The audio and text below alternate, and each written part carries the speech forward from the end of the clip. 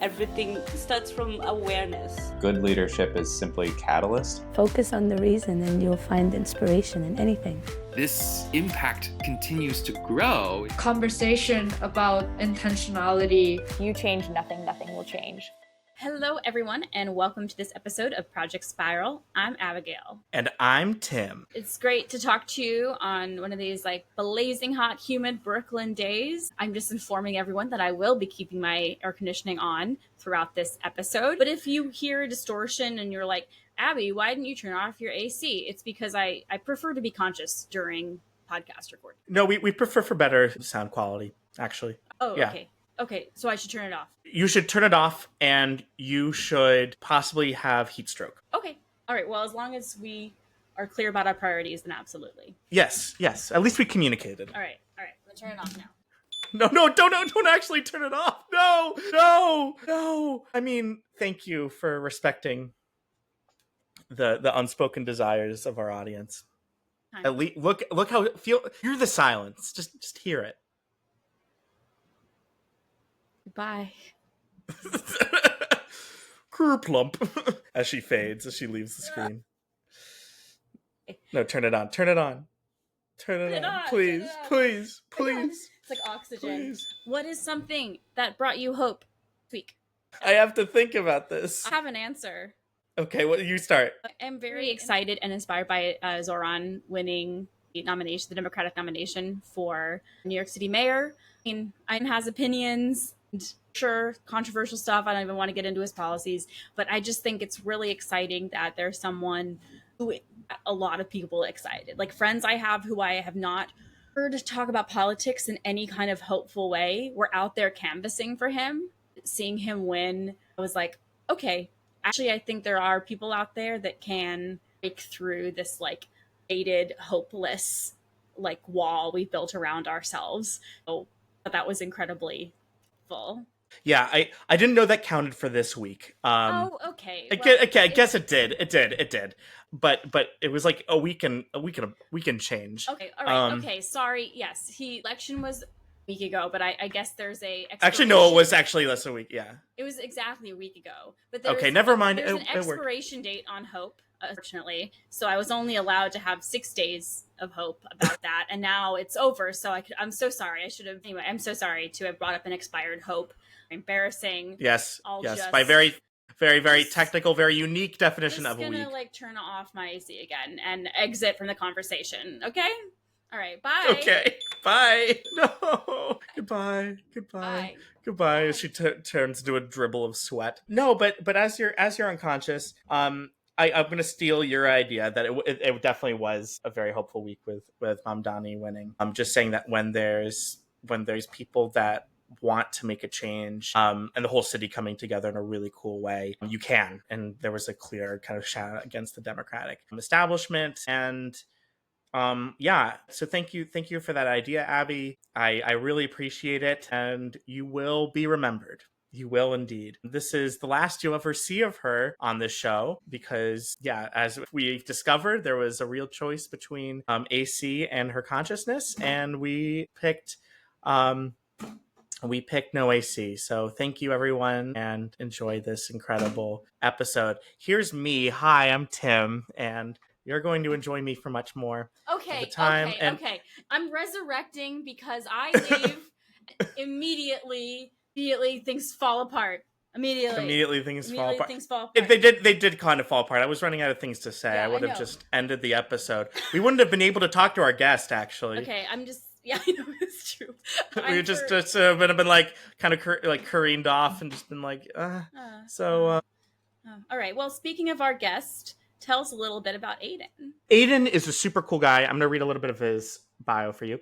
Aidan is a recent law school graduate and co-founder of Animal Counsel, a new nonprofit organization dedicated to animal law and policy. And Aidan has a really great background in both science, biology, and increasingly law. He just graduated from law school. He's studying for the bar right now, and he's doing really interesting advocacy work crisscrossing science and law, as we'll talk about. You're going to hear about the Vaquita, perhaps for the very first time. And if you don't have a chance to look up an image of this lovely animal, you should right away. And Aidan wrote an entire book about them for the sake of their conservation. His work has gone way beyond in terms of how do you have better legal representation for animals, better advocate for our oceans, for nature. And Aidan has a really important message about hope, as there seems like there's less and less reason for it as Trump has been rolling back protections for the environment, with a lot of financial and other interests taking dominance. But Aidan has a really cool message of counteracting those trends and finding ways around some policies to make a better and safer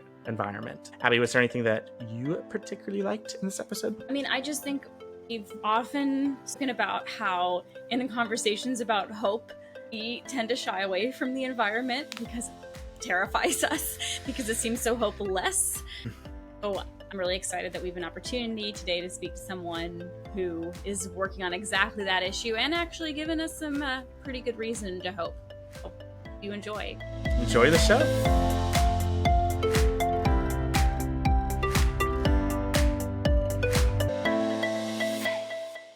Aidan, thank you so much for joining us. Welcome to the show. Thanks so much for having me. Excited to be here. So we were recommended to talk to you by the amazing William Wittenberry, and who was on our show a while ago and is our resident rocket scientist. And we were reaching out to past guests saying, help us connect to more people. And William was just like, you have to talk to Aidan. He's so cool, longtime friend.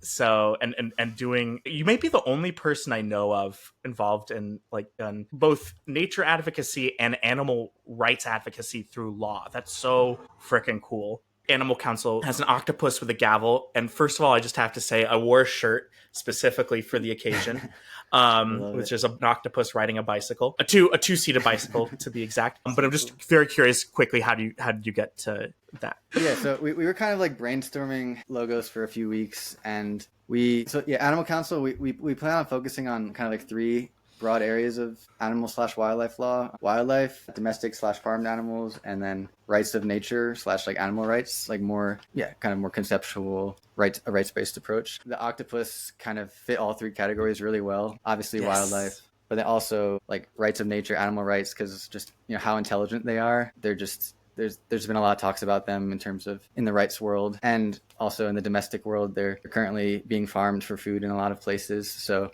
it kind of connects all three angles of what we want to work on. Yeah, so once we decided on that, I just had this idea to have it holding the gavel. So I just kind of went on Photoshop and went through a bunch of different clip arts and modified nice. It and added the gavel. And then my nonprofit partner Mason, his brother Nico, helped with some more of the polishing it up to make it look perfect. But yeah, it was a pretty grassroots logo endeavor. Nice. Love it. I think just to begin, I would just basically how's your day been? How's a day in the life of Aidan? It's been good. Today, actually, just a few minutes ago, I just got out of a job interview for starting for next fall, 2026. So yeah, kind of, it's been a little bit of a hectic, nerve-wracking day, but now I'm feeling much better that it's over with. How'd it go? It went well. Nice. You're doing amazing stuff before 2026, like right now. So Abby makes fun of me a lot for my transitions, and this is one of those times that she's making fun of me by just laughing. That was I liked it. Yeah. You've had better transitions. Okay, thank you. That you know what? That was a compliment wrapped up in an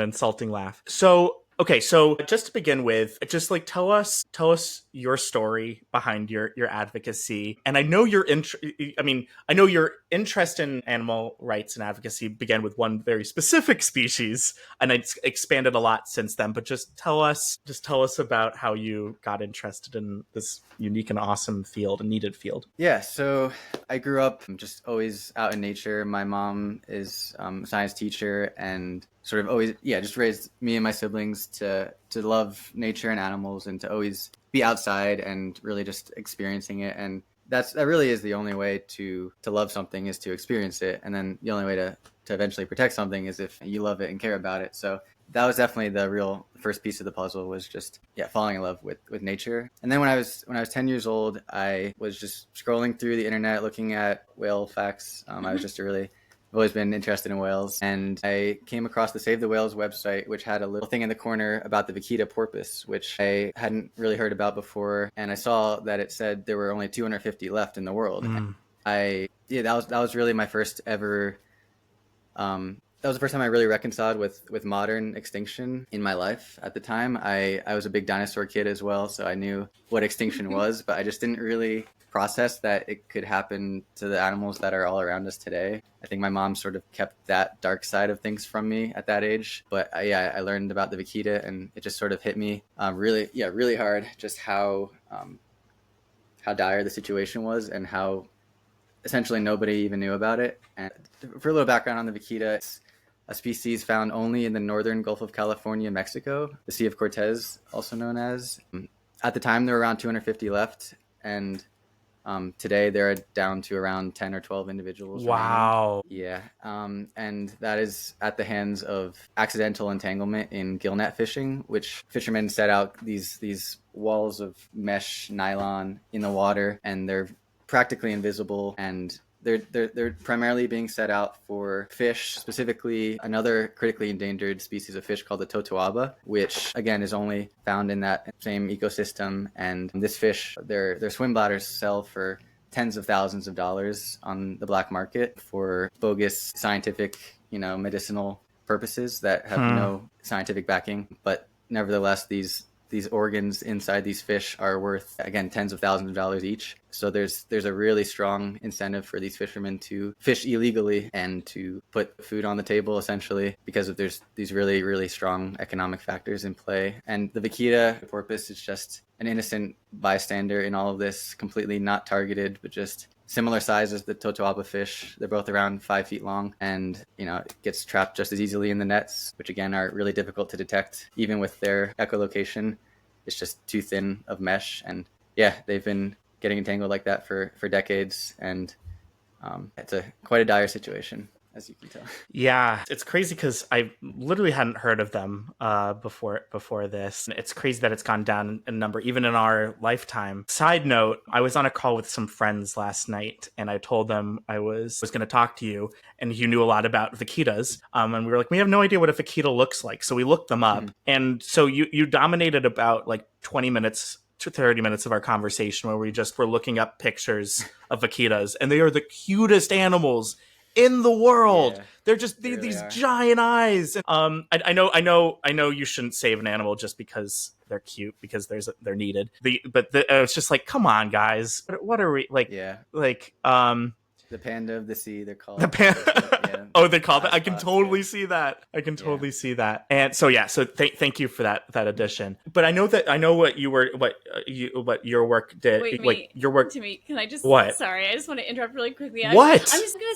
say. So I just like there's those memes that like where there's like a group of girls and they're just like, oh, what like my boyfriend's doing, like he's probably cheating or he's probably like thinking of other girls or whatever, and then be like cut to you and your friends being like, oh my god, this is the cutest porpoise, this is the panda of the sea, for like half an hour. Anyway, I just thought that's like it is such an interesting topic, the cuteness of an animal versus conservation efforts. Because it is human nature to want to conserve species that are cuter or more similar to a human baby, things like that. Like it triggers these human instincts in us. So it's really important to be aware of that as a conservationist, and use those species as ways to conserve entire ecosystems for all the species, like an umbrella species, keystone species. I that. Oh my god, I remember that from environmental science. So like a keystone species is one that they to the ecosystem. They have some sort of service where they essentially prop up the ecosystem and allow it to exist. Whereas umbrella species are more of what I was talking about, where it's a species that's really charismatic and easy to want to conserve, and then doing so also necessarily protects its habitat, and then therefore all the other species living nearby. So umbrella species are really, really important in conservation, and the Vaquita definitely is a perfect candidate for one. It's just such a difficult financial situation and enforcement and corruption kind of all rolled into one that makes it almost insurmountable even for such a cute animal. We're looking at 10 to 12 individuals that are alive right now. Is still possible for them to bounce back? Yeah, so that's a great question. Definitely something that definitely comes to mind when you hear that number. But yeah, the Vaquita specifically, science shows that it's already gone through the genetic bottleneck thousands of years ago, which means that, like when there's, a small population, there's the risk of inbreeding. When there's, too few individuals, obviously inbreeding will be the only option, which has some pretty serious genetic defect implications for the future generations. So that's obviously a huge concern with a small population like this. But again, luckily, the Vaquita seems to have already gone through this genetic bottleneck, they call it, where its genes are already predisposed and essentially its genetics are much stronger than a typical small population. And yes, pretty much simply put, it is more likely to recover than, say, humans being down to 10 individuals or something like that. Because it's already been through the process. And there have been other similar species like elephant seals, for example, that have recovered from extremely low populations in the wild. A California condor is an obvious example, but that has the captive breeding side, which unfortunately does not seem to be an option for the Vaquita. They tried it about 10 years ago, kind of as like a last ditch desperate attempt to save the species. Yeah, they were able to use actual Navy sonar dolphins to round up some Vaquitas and to bring them into a tank, but the mother ended up dying of a heart attack or something similar because they just can't handle the stress of captivity, it seems like. And then they released the baby back into the wild because it was just not clear. It was just clear that it wasn't gonna work for this species. So yeah, their only hope is protecting the wild habitat from these nets, which there is a bit of good news actually recently in that regard. Yeah. Yay.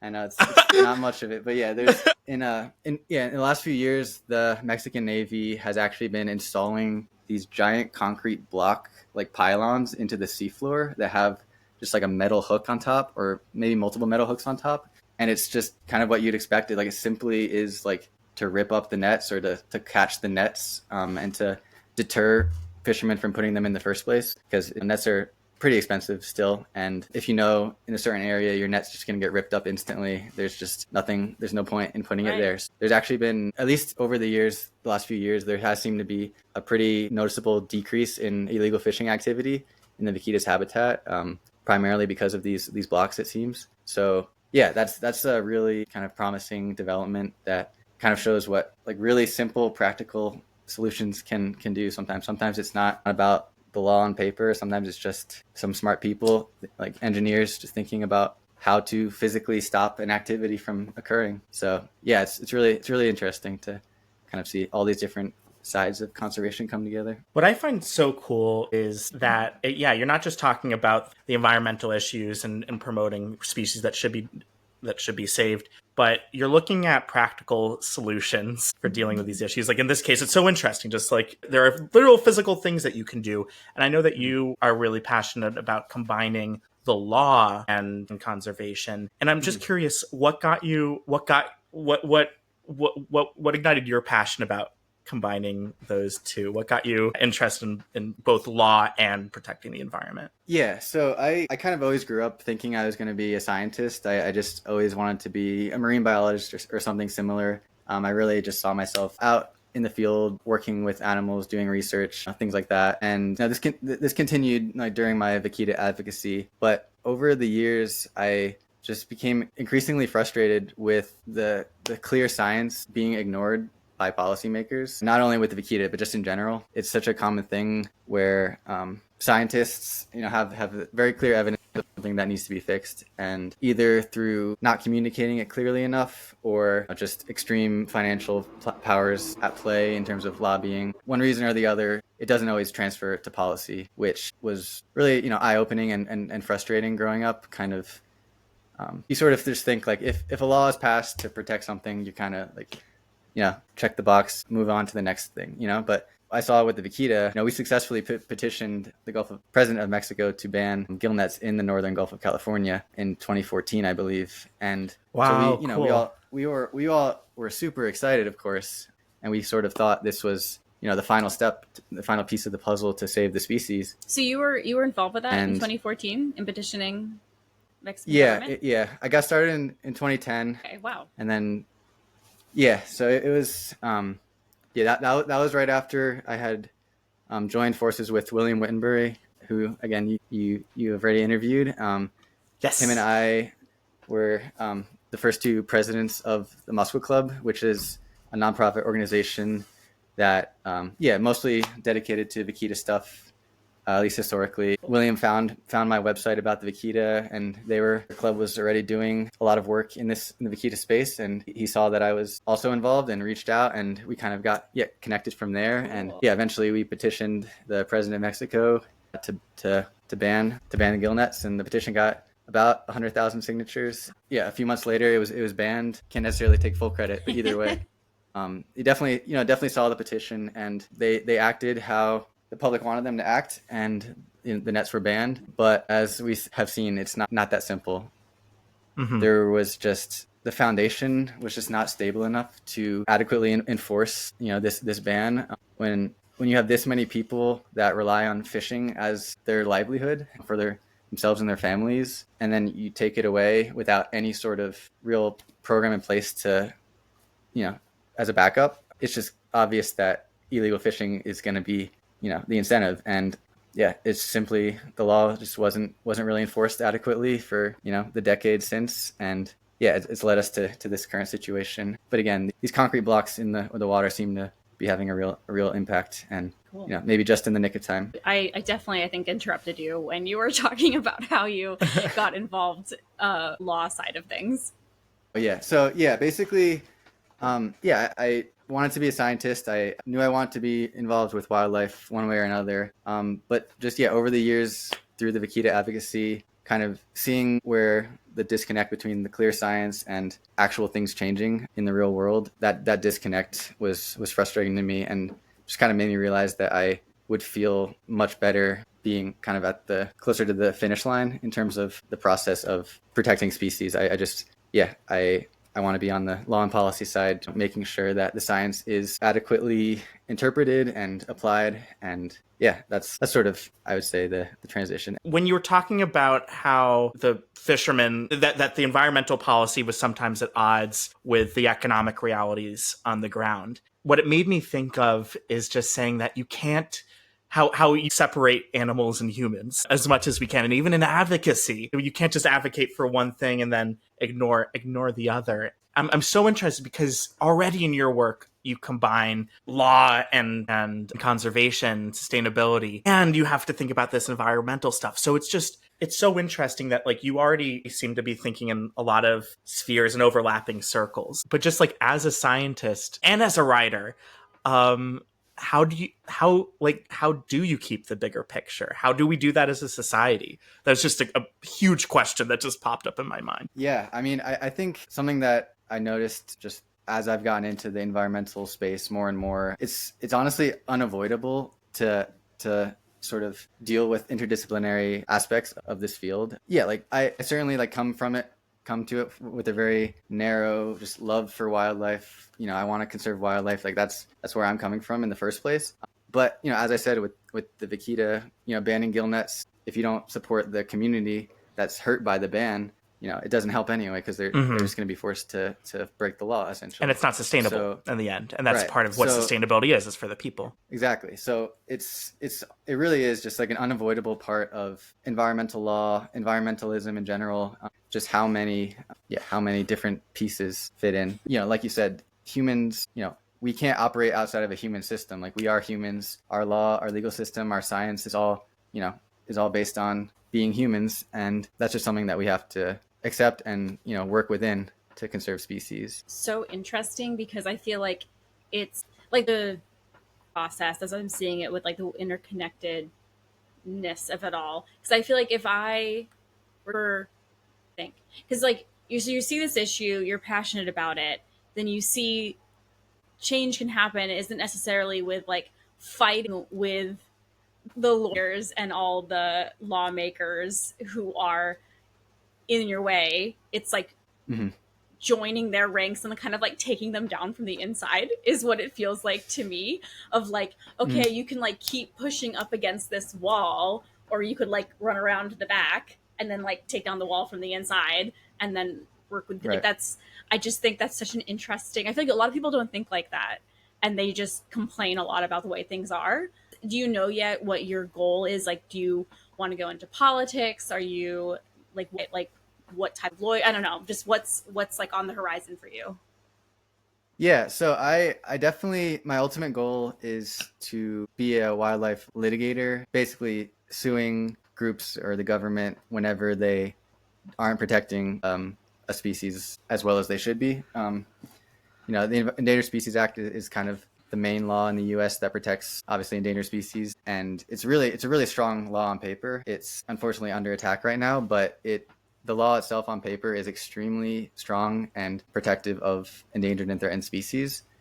So the great news is that following the law actually does protect species, at least in the U.S. Once they're already threatened or endangered, we have a really good system in place to protect them. Recovering them out of that is another story, but at least we have a really good system for preventing their extinction, which really helps me, I think, enter the field of law in general. Just kind of believing in the existing statutes, at least somewhat. Like you need some framework to work from and to build around. So I think our current Endangered Species, Marine Mammal Protection Act, Migratory Bird Treaty Act, we have good federal statutes in place for a lot of species that need it, which really helps kind of with that belief. I definitely want to go into wildlife litigation. That work is typically done by nonprofits like Earth Justice, Center for Biological Diversity, Sierra Club. However, I also am really interested in policy and influencing the legislative branch. I don't foresee myself being in politics myself at all. I'm just not a public speaker. I don't enjoy it. I see myself more as behind the scenes, but I'm super interested in influencing policy through white papers and even lobbying possibly in the future, to protect wildlife. Kind of just seeing what opportunities are available to make the most impact. It's kind of like what I said, why I switched from the science path to law. I just felt like law enabled me to make a more tangible impact on a daily basis. It obviously relies on science fully. You can't do the work without science. I just knew that personally, if I was the scientist, I would just kind of feel pretty hopeless. I think honestly, it's just, you're finding these terrible things and then hoping someone does something about it. I don't know. It just feels a little less helpless to be on the law and policy side. I'm sure that's very naive because it's going to feel quite helpless. Not at time too. I want to not at all. Touching on that, what gives you hope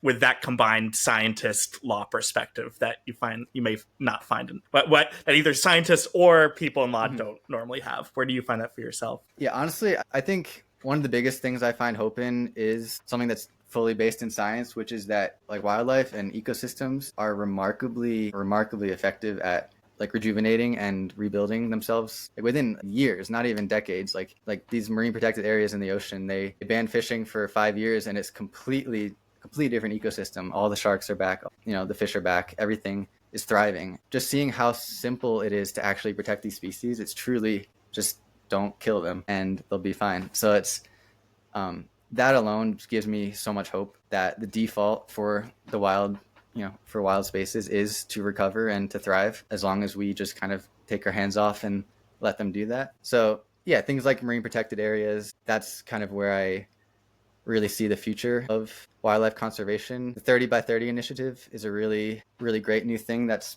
been kind of percolating in the international law sphere. It's basically a goal to protect 30% of the Earth's land and 30% of the Earth's oceans by 2030. Yeah, I'm definitely not too optimistic that we'll achieve that goal by that date. But nevertheless, just that mission to protect that much land, it would completely save the planet, essentially, in terms of biodiversity loss. That's more than enough space for most of these species to really recover and thrive. So it is like a very real, concrete goal that would protect all these species, essentially. So that gives me a lot of hope. And then I guess more on the legal side, just seeing how many people truly do like care and want to make a difference. Just even applying for these environmental law jobs, for example, it's just incredibly competitive now, and it's just there's way more people that want to do the work than there are jobs available. Cool. which is I think it's a good thing. It's not great as a job applicant, but overall, it's a great thing for the movement that, yeah, there's certainly no shortage of young and old people who are willing to dedicate their entire lives to this issue. And so that kind of is part of what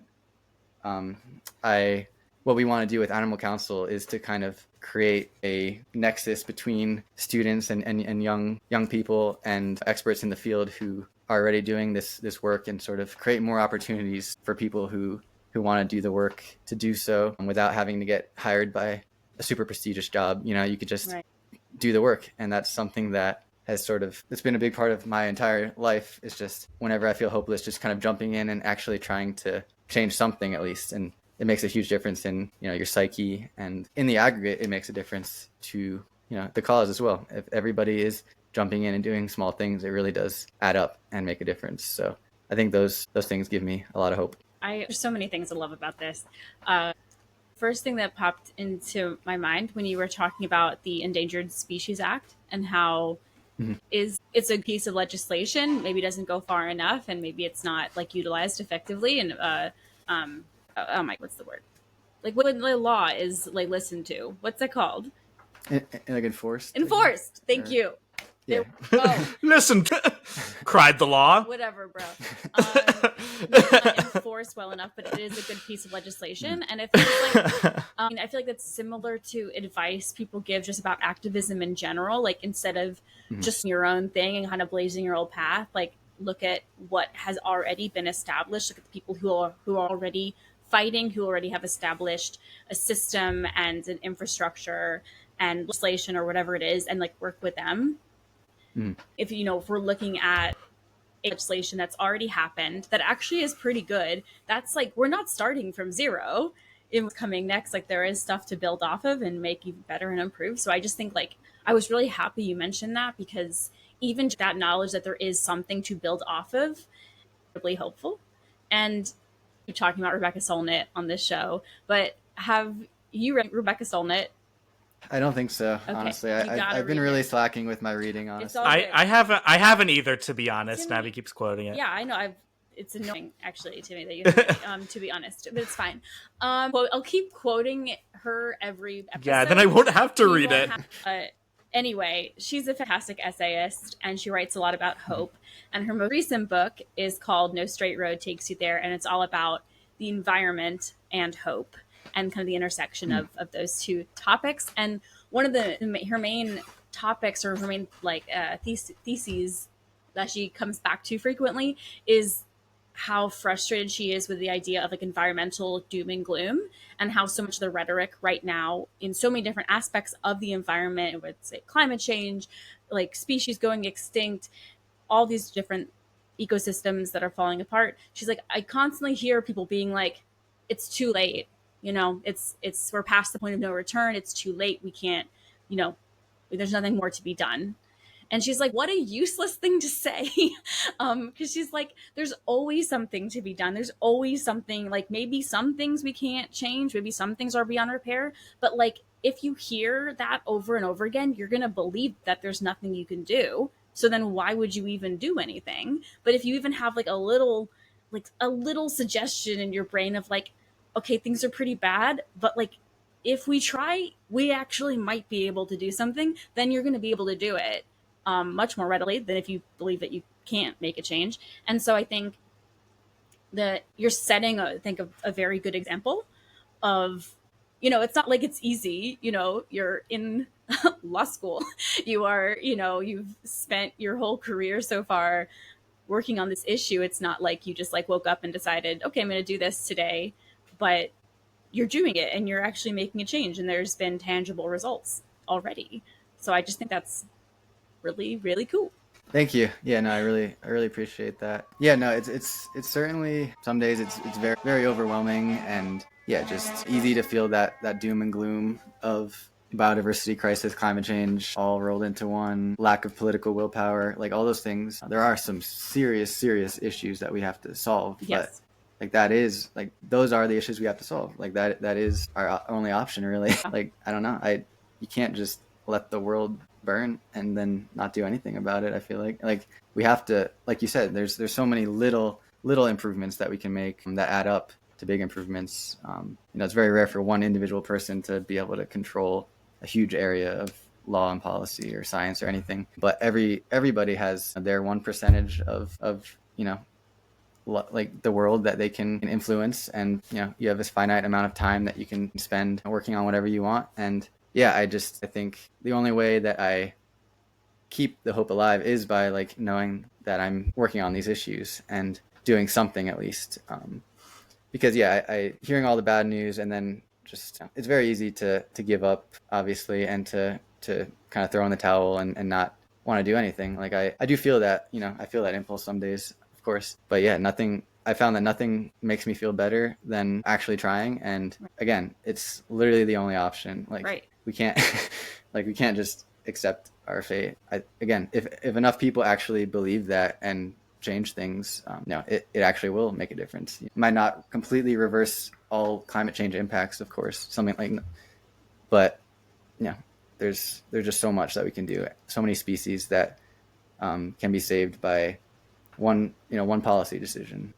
How many species are just completely unknown, forgotten? Not just species, so many causes are so underappreciated and underrepresented that you really can make a huge difference for that cause if you are one of the first people to jump in and actually try to do something. So that's something that has been on our mind a lot as we've been sort of starting Animal Counsel, and just throughout my past advocacy, kind of looking for areas where we can make a big impact instead of targeting, a species that's being protected by tons of organizations, or like being focused on by a lot of groups, finding something that's kind of totally forgotten about, and using that as a way to create change and learn important skills for other species or other causes. So that's something that we've really been thinking about a lot. I'm going to say, when thinking about kind of every person doing their part, and what you were saying earlier about the engineers who came up with the idea for those hooks to cut up the nets and everything, I feel like I keep saying this and it feels overly simplistic, but at the same time, it's more complicated at its core than those people, those engineers, that they could design something that could do this. And so they tried. But if they believed that there was nothing they could do, and it was we were already screwed, and that wouldn't, I'm guessing they wouldn't have taken that gig. They wouldn't have the design, but they did believe they could, and they tried, and it worked. And so it just feels like that first step is and that doesn't mean about it feeling seems naive when you say it. It seems simplistic to say no, believe you can, but that's actually essential. You have to, and or else you're not going to do anything at all. And I think that's kind of want to shake people. No, just don't give up. What they want. That's what you to do. Exactly. I think we kind of go through life with this impression that the system is it's just so big, and there's so many people, powerful people, controlling everything and dictating what's possible. But as I've gotten older, I've just realized how many areas are just sort of a few people doing things. Every specific area of law is just a few leading experts kind of doing the work. It's very, very different than how I kind of pictured it as a kid, I guess. It's just humans. It's just human beings doing different jobs, and nobody really knows what to do better than others. We're all just kind of figuring it out. It's very, very possible to change things, especially if you're able to get into those positions. It's even more impactful. A friend of of Colorado law, Manny Rutinel, he's a current state house rep in Colorado running for the U.S. House. And he always talks about counterfactual impact. So it's this idea that we can actually have more impact if we go into something where the person that would be there instead of us has different views than us, versus going into a job like my dream jobs of, Earth Justice, where anyone they hire is already going to have my exact mindset already and going to do a really good job. So if you actually want to make a bigger impact, he kind of advocated for going into less traditional jobs, more, even something like his example was to be the CEO of an oil company. If someone who cares about wildlife actually got to that position, their impact on the world would be so massive, compared to someone that goes to Earth Justice, which is, one of the absolute top organizations doing just incredible work. But on an individual level, that personal impact, it's just something to be mindful of, and something that I've been trying to think about a lot, which again is part of the reason why we started Animal Counsel, to put something kind of there that didn't exist already, and to create new opportunities to have a bigger counterfactual impact, hopefully. I'm getting a lot out of this, both what you're saying, Aidan, and what you were saying before, Abby, about just like that you have the first step to doing something is to imagine that it can be changed or different. I think about the book from a very different perspective, from a peace building perspective, The Moral Imagination by a guy named John Paul Lederich. And what he talks about is how when between countries, or between groups of people, when there's violence, you have to, like, both morals, values, and imagination are behind any imagination about what could be. So what is there, but also what could be. Both aspects you have to keep in mind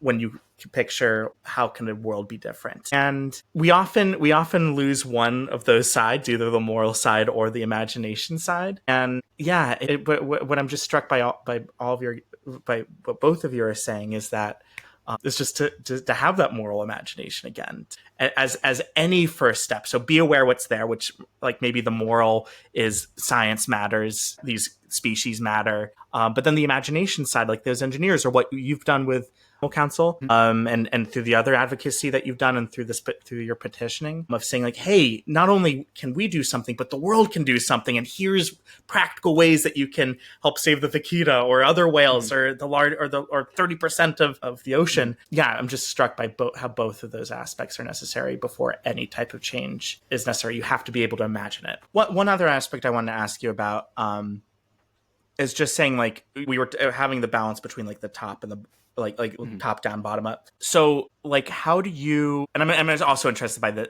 because part of what I do this summer and the past couple of summers, I've had a job teaching science students how to communicate their ideas to a larger public. So, which has been really fun, working with high school students around New York City. And so you're very effective at doing that. So how do you translate real science to advocacy? How do you get people on board through your organizations? What's been effective for you? Yeah, I mean, that's a great question. I think it's kind of an advantage of this, like the wildlife field specifically. It depends on the field you're in, but with wildlife, like, the general public truly does love, like, animals and wildlife and nature. Even people who might be voting against nature's interests, like, when you really get down to it, almost everybody loves looking at a bald eagle soaring by. Like, everybody loves being, at the beach, pretty much, if it's an empty beach, maybe. So, like, people really do already care about these things. Like, we are literally animals that evolved in nature. Like, it is in our blood to appreciate and to enjoy being in nature. And so that's kind of a really big head start in terms of getting people kind of on board the cause. But again, there's been a big disconnect between how people feel, and then what they vote for, or like what the policymakers actually enact. If you can make it clear to them that those animals are actually at risk in the real world of disappearing entirely, like, I don't think a lot of people actually believe that. You know what I mean? Like, it's just this kind of a frontier mindset where, the earth is just this huge thing that's untamable. Like, we can harvest forever without running out of anything. Just, like the logging mindset, things like that. Yeah, I think it's still kind of with us in a lot of ways as a society, and people don't really understand what's at risk here, in my opinion. And again, it's things people really care about, and sort of just communicating that connection between voting or law and policy or science, and then this species, you'll never see this animal again in your life if these things don't happen, or if these things do happen. So yeah, I think it's really just like the communication and educating people, because again, people already love the animals. They just don't really know that our actions are actually causing their extinction. It seems too kind of distant or big to most people, I think. And once you kind of bring it down to a smaller scale and kind of maybe at the community level, so like, yeah, this river here that your whole town relies on, it's getting polluted, and if you don't fix that, like, you're all going to get sick, things like that. Like, it's just that connecting the dots between what's going on the ground and what needs to be done on paper. So given that connect, I mean, right now obviously we're seeing a huge threat with the environment by Mr. Trump, to say the least. And so I'm just curious how you and your colleagues are maintaining hope. I know you mentioned that right now more people are signing up for jobs, which is good for the job benefit, not necessarily you. But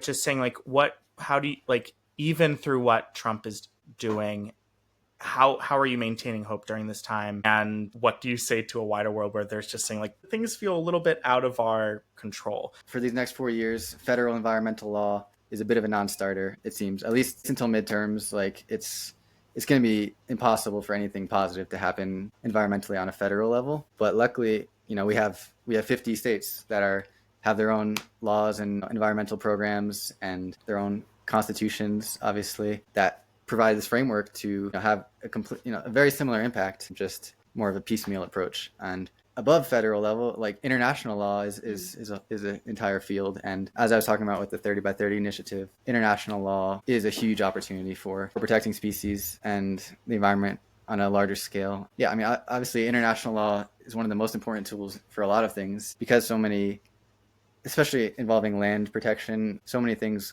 cross international borders and require, a global community to agree on things rather than one country wanting to do something. Yeah, so much of it is just kind of international, and there's like the high seas, areas beyond any country's jurisdiction, extremely important ecosystems, but also extremely threatened by this kind of lawlessness on the high seas with commercial fishing and things like that. So yeah, state, local, international law, those are our current, like, best avenues. And then, yeah, depending on the next election, federal law will be hopefully back on the table. And yeah, there's going to be obviously so much to do to sort of, clean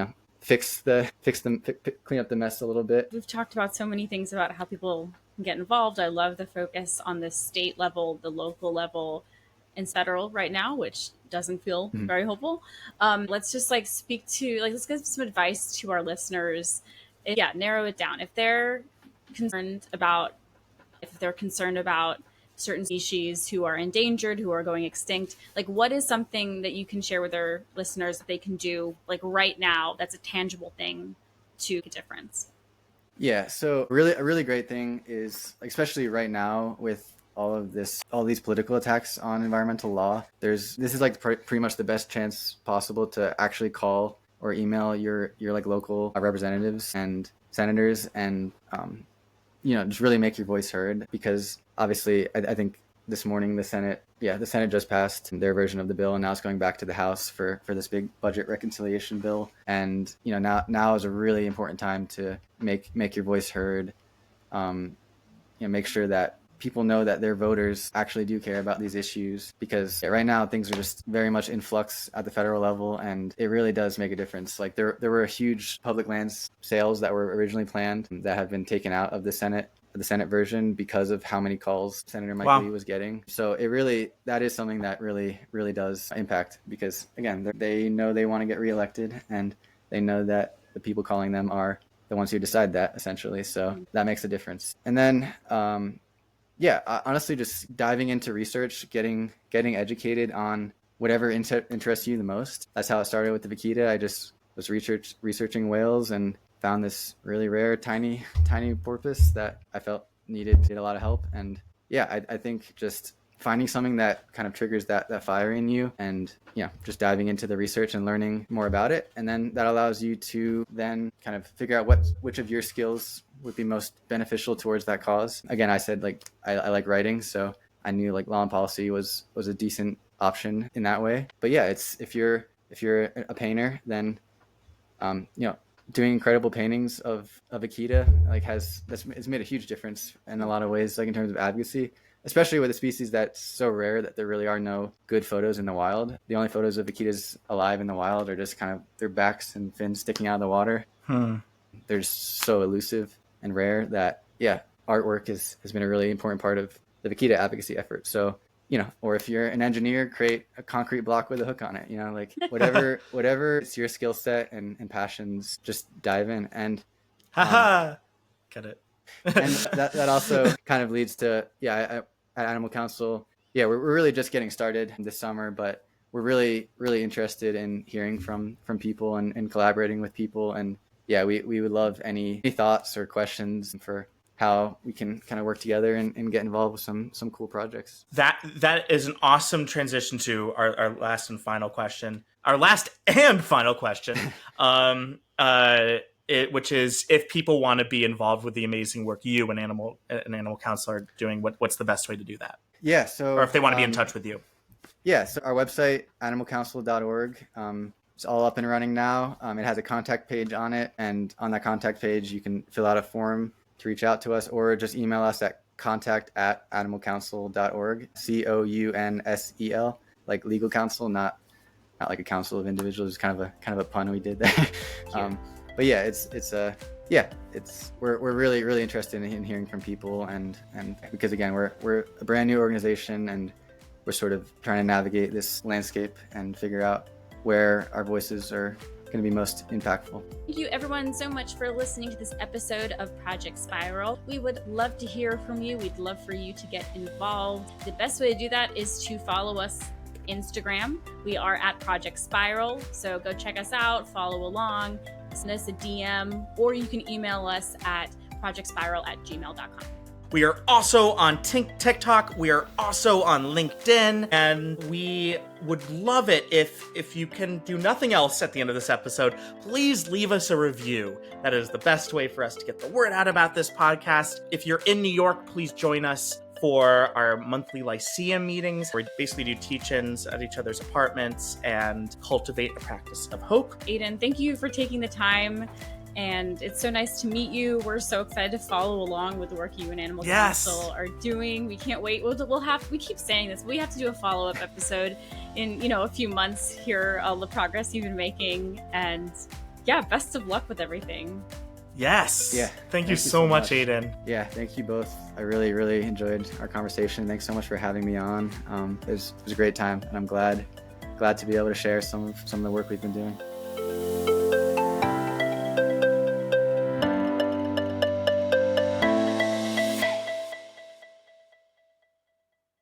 It's been a production of Little Scorpion Studios.